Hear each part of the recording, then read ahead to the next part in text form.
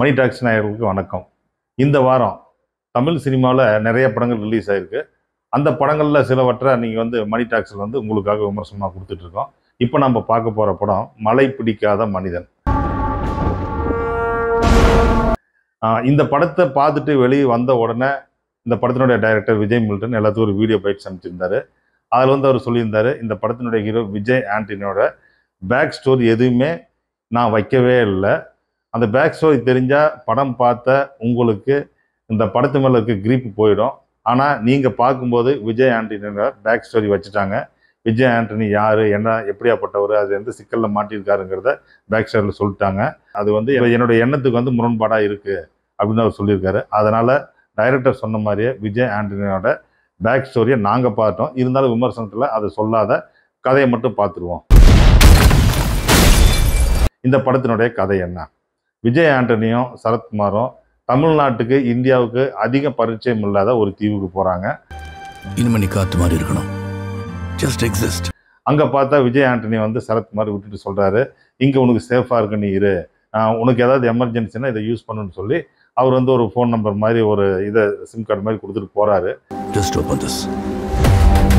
போன உடனே அதுக்கு அடுத்தது விஜய் ஆண்டனி அங்கே அப்படியே பார்க்குறாரு. அந்த தீவில் அங்கே தமிழும் மற்ற மொழியும் பேசிகிட்டு இருக்காங்க. அங்கே ஹோட்டல் நடத்திட்டு இருக்காங்க சரண்யா பொன்னொன்னன். சரண்யா பொன்னொன்னன் விஜய் ஆண்டனி பார்த்தோன்னா அவங்களுக்கு உதவணும்னு தோணும். அவருக்கு ஃபுட்லாம் கொடுப்பாங்க, அவர் பாதுகாப்பாக வச்சுருப்பாங்க. இப்போ பார்த்தீங்கன்னா விஜய் ஆண்டனி அந்த இடத்துல இருந்துக்கிட்டு மேக ஆகாஷை பார்ப்பாரு, சந்திப்பார். மேக ஆகாஷ் மேலே ஒரு சின்ன புரிதல் இருக்கும், ஒரு சின்ன லவ் மாதிரி வரும் அவருக்கு. ஆக்சுவலாக நீங்கள் யார்? இப்போ பார்த்தீங்கன்னா சரண்யா பொன்னனுடைய மகன் என்ன பண்ணுவார்னா, ஒரு உதார் பேர் வழி, அவர் அந்த ஏரியாவில் பெரிய தாதாவாக இருக்கிறவரோட நான் ஆளு அடியாளு அப்படின்னு சொல்லிட்டு இருப்பாரு. என்ன காரணம்னா, கூலிக்கு ஆட்களை கூட்டிகிட்டு போகிற மாதிரி தினசரி சம்பளத்துக்கு அந்த தாதா ஒவ்வொரு ஏரியாவிலும் யங்ஸ்டர் பசங்களை கூட்டிகிட்டு போவார். அந்த பசங்க யார், அவங்களுடைய பேக்ரவுண்ட் யாருன்னு அந்த தாதானுடைய அடியாட்களுக்கு தெரியாது. இதனால் இப்படி உதார் விட்டுக்கிட்டு இருப்பார். உதார் விட்டுட்டு இருக்கிறதுனால இதில் ஒரு சிக்கலில் மாட்டிக்குவார். அந்த கந்துவட்டி தாதானால இந்த பையனுக்கு, சரண்யா பொன்னனுடைய பையனுக்கு பெரிய சிக்கல் ஏற்பட்டுரும், உயிர் போகிற அளவுக்கு பிரச்சனை ஏற்படும். பேரலாக சரண்யா பொன்னன் மட்டும் இல்லாமல் மேக ஆகாஷ் அவங்க அப்பா தலைவாசல் விஜய், அவருக்கும் அந்த கந்துவட்டி தாத்தா பெரிய பிரச்சனையை கொடுத்துருப்பாரு. அவங்களும் ஒரு பெரிய சிக்கலில் மாட்டிக்குவாங்க. இப்போ இது வரைக்கும் அமைதியாக இருந்த விஜய் ஆண்டனி நேரடியாக வில்லனுடைய மோதக்கூடிய சூழல் ஏற்படுது. சூழல் ஏற்படும் போது தான் தெரியுது விஜய் ஆண்டனியோட பலம் என்னன்னு. அப்போ கூட அவருடைய பேக் ஸ்டோரி தெரியாது. சரத்குமார் அப்போ ஃபோன் பண்ணுவார், நான் தான் உன்னை பற்றி வெளியே தெரிஞ்சுக்க வேணான்னு சொன்னேன், நீ ஏன் உன்னை பற்றி வெளியே காட்டிக்கிட்ட அப்படிங்கிற மாதிரி திரும்ப நேரடியாக சொல்லுவார். அப்போ தான் ஓரளவுக்கு நமக்கு தெரியும் விஜய் ஆண்டனி யார், அவர்களுடைய பேக் ஸ்டோரி என்ன அப்படிங்கிறது. அது என்னங்கிறது தான் இந்த படத்தினுடைய மீதி கதையை. இந்த படத்தில் விஜய் ஆண்டனி அவருக்கு எந்த மாதிரியான கதை, எந்த மாதிரியான கேரக்டர் செட் ஆகுமோ வழக்கமாக அதே மாதிரியான கேரக்டர் நடிச்சிருக்காரு. ஒரு மாதிரி ஷட்டில்டாக, அதிகம் பேசாமல், மலையை பார்த்து ஒதுங்கக்கூடியவராக, மலையில் நினைய விருப்பமாதவராக நடிச்சிருக்காரு. சாப்பிட்டியான்னு கேட்குற குரல் தான் சீஃப். அதே சமயம் அவர் ஒரு கட்டத்தில் மேலே பேச ஆரம்பிப்பார். சரண்யா பொண்ணுகிட்ட, அவங்க பையன்கிட்ட, மேக ஆகாஷ்கிட்டலாம் பேசின உடனே அவருடைய அந்த ஷட்டிலான நடிப்பு அதுலேருந்து வெளியே வந்துடுறாரு. வெளியே வந்துட்டு பார்த்தீங்கன்னா ஆக்ஷன் பிளாக்கில் பூந்துடுறாரு. ஆக்ஷன் பிளாக்கில் உண்மையாலுமே இந்த படத்தில் விஜய் ஆண்டனியுடைய ஆக்ஷன் பிளாக் ஒவ்வொன்றும் பிரமாதமாக இருக்குது. நடிக்க வேண்டிய இடத்துல இன்னும் கொஞ்சம் அவருடைய பெர்ஃபார்மன்ஸை டெவலப் பண்ணியிருந்துருக்கலாம். அவர் சில இடங்களில் பஞ்ச் டயலாக் பேசுவார், உள்ளங்கிட்ட பவர்ஃபுல்லாக பேசுவார். அந்த இடங்கள்லாம் இன்னும் கொஞ்சம் அவர் எமோஷனை கூட்டியிருந்துருக்கலாம். அந்த ஹீரோவுக்கு உண்டான அந்த கெத்தை காட்டியிருந்துருக்கலாம். Relationship is everything chief. நீங்கள் படம் பார்க்கும்போது தெரியும், அந்த டைரக்டர் கேட்டுட்டதுனால அதை சொல்லலை. அவருக்கு ஏன் மழை பிடிக்கல, அவருடைய காதலியும் யார் அப்படிங்கிறதாங்கிறது தான் இந்த படத்தினுடைய பேக் ஸ்டோரி. மேலே ஃபோட்டோ இருக்கும். அது மட்டும் இல்லாமல் இந்த படத்தில் அடுத்ததாக சொல்ல போகிறது சரண்யா பொன்னொன்னன். அவங்க வழக்கமாக ஒரு அம்மாவாக வருவாங்க இல்லையா, இதுக்கு அம்மாவாக வராமல் ஒரு ஹோட்டல் முதலாளியாக வராங்க. விஜய் ஆண்டனிக்கு அம்மா மாதிரி பார்த்துக்கிறாங்க. அவங்களுக்கு ஒரு பையன் இருக்குது. அந்த பையன் தான் இவங்களை கொண்டு போய் சிக்கலில் மாட்ட விட்டுருவான். இந்த படத்தினுடைய வில்லன் கன்னட தனஞ்சயா அவர் பேர். அவர் என்ன பண்ணுவார்னா, ஒரு பெரிய கந்துவட்டி குரூப்பை வச்சுக்கிட்டு கந்துவட்டி வசூல் பண்ணுவார், பெரிய ரவுடியஸமும் பண்ணிக்கிட்டு இருப்பார். அந்த தீவில் அவரை எதுக்கிறதுக்கு ஆளே கிடையாது. அங்கே ஏரியாவில் ஒரு போலீஸ் இன்ஸ்பெக்டர் இருப்பார். அந்த போலீஸ் இன்ஸ்பெக்டருக்கு இவருக்கு அடிக்கடி கான்ஃப்ளிக்ட் வரும். இருந்தாலும் இவர் ஒரு யங் வில்லனை பார்த்த ஒரு திருப்தி இருக்குது. விஜய் ஆண்டனிக்கு நேரடியாக டஃப் ஃபைட் கொடுக்குற அந்த இடமும் நல்லா இருக்குது. கிளைமாக்ஸ் ஃபைட்டில் இவர் நல்லாவே பண்ணியிருந்திருக்காரு. இந்த படத்தினுடைய கதை, திரைக்கதை, வசனம், டைரக்ஷன், ஒளிப்பதிவு விஜய் மில்டன்.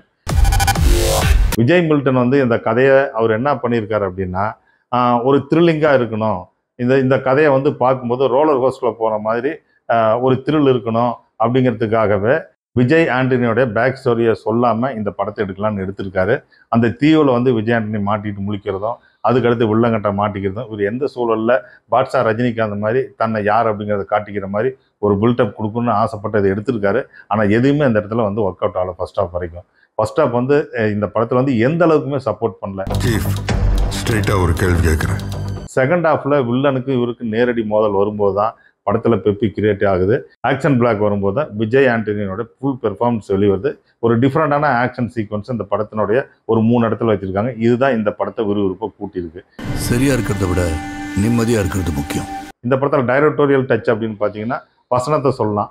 அங்கங்கே விஜய் ஆண்டனி வந்து பேசுகிற சின்ன சின்ன வசனங்கள். சரத்குமார் வந்துட்டு விஜய் ஆண்டனி கேட்பார், நான் தான் உன்னை பற்றி எதுவும் வெளிக்காட்டி வேணான்னு சொன்னேன், நீ ஏன் காட்டிக்கிட்டேன்னா, அப்போ அவர் சொல்லுவார், என்னை யாருன்னே தெரியாத ஒருத்தர் எனக்கு உதவி செய்கிறாங்க, அவங்களுக்கு ஒரு ஆபத்து வரும்போது நான் இந்த நேரத்துக்கு உதவினா தான் அது கரெக்டாக இருக்கும் அப்படிங்கிற மாதிரி சொல்லுவார். அந்த இடம் ரொம்பவே அந்த மாதிரியான டைலாக் இந்த படத்தில் நிறைய இடத்துல வருது. சின்ன சின்னதாக வருது. டைலாக்ல கொஞ்சம் ஸ்கோர் பண்ணியிருக்காரு. மற்றபடி விஜய் மில்டன் வந்து ஒரு இயக்குனராக அல்லது வந்து ஒரு ஒளிப்பதிவாளராக எதில் வந்து அவர் வந்து அதிகம் மெனக்கெட்டு இந்த இடத்துல வந்து நிற்கிறாருன்னு பார்த்தீங்கன்னா, அவர் வந்து ஒரு ஒளிப்பதிவாளராக தான் இந்த படத்தில் வந்து அவர் நல்லா பிரமிக்க வச்சிருக்காரு. என்னன்னு பார்த்தீங்கன்னா, ஒவ்வொரு ஷார்ட்ஸுமே பார்த்தீங்கன்னா ஒரு ஃபோட்டோகிராஃபி மாதிரி பண்ணியிருக்காரு. ஒரு ஆல்பம் மாதிரி இருக்குது. அந்த கதைக்கும் அந்த சீனுக்கும் அந்த ஷார்ட் பியூட்டி தேவையில்லைன்னா கூட பண்ணியிருக்காரு. காரணம் என்னென்னா, அவர் பேசிக்காக ஒரு ஒளிப்பதிவாளர் அப்படிங்கிறதுனால. மற்றபடி இந்த படத்தினுடைய மற்ற நடிகர்கள் நல்லா நடிச்சிருக்காங்க அப்படின்னு சொல்கிற அளவுக்கு இல்லை. ஏன்னா லிமிட்டட் கேரக்டர்ஸ் தான். சத்யராஜ் வந்து நடிச்சிருக்கக்கூடிய கேரக்டரைசேஷன் ஒரு ஜூனியர் ஆர்டிஸ்ட் பண்ணக்கூடியது. எதுக்காக இந்த படத்தில் ஒரு கமிட் பண்ணாங்க, இவருக்கு எதுக்காக இந்த ஒரு கெட்டப் போட்டாங்க, இந்த படத்தினுடைய 2ஆம் பாகம் வர மாதிரி ஒரு கியூ கொடுத்துருக்காங்க. அவர் தான் இந்த சரத்குமாருக்கு இவருக்கு விஜய் ஆண்டனிக்கு எல்லாத்தையும் ஹெட்டுங்கிறதுனால ஒரு லுக் கொடுத்துருக்காங்க. அவர் வந்து இந்த படத்தில் இந்த பார்ட் 1ல் அவர் சாதாரணமாக வந்துட்டு போகிறாரு. ஒருவேளை அடுத்த எபிசோடில் வந்து அவர் அடுத்த பார்ட்டில் வந்து அவருக்கு ஸ்கோப் இருக்குமா என்னன்னு தெரியல. மணி டாக்ஸ் நேயர்களே, ஆக்ஷன் பிளாக் பிடிக்கிற ரசிகர்களுக்கு இந்த படம் சின்னதாக ஒரு இன்ட்ரெஸ்ட் இருக்கும். மற்றபடி பார்த்தீங்கன்னா, டைரக்டர் சொன்ன மாதிரி இந்த படம் வந்து ஒரு த்ரில்லிங்காக இருக்கணும், ஒரு விறுவிறுப்பாக இருக்கணும், பெப்பியாக இருக்கணும்னு முயற்சி பண்ணி எடுத்திருக்காரு. அந்த முயற்சி அவருக்கு பெருசளவு கை கொடுக்கல அப்படின்னு தான் நம்ம சொல்லணும். மலை பிடிக்காத மனிதன் பாருங்கள். மணி டாக்ஸ் நேயர்களே, இந்த ரிவ்யூ உங்களுக்கு பிடிச்சிருந்தா நீங்கள் லைக் பண்ணுங்கள், ஷேர் பண்ணுங்கள், சப்ஸ்கிரைப் பண்ணுங்கள்.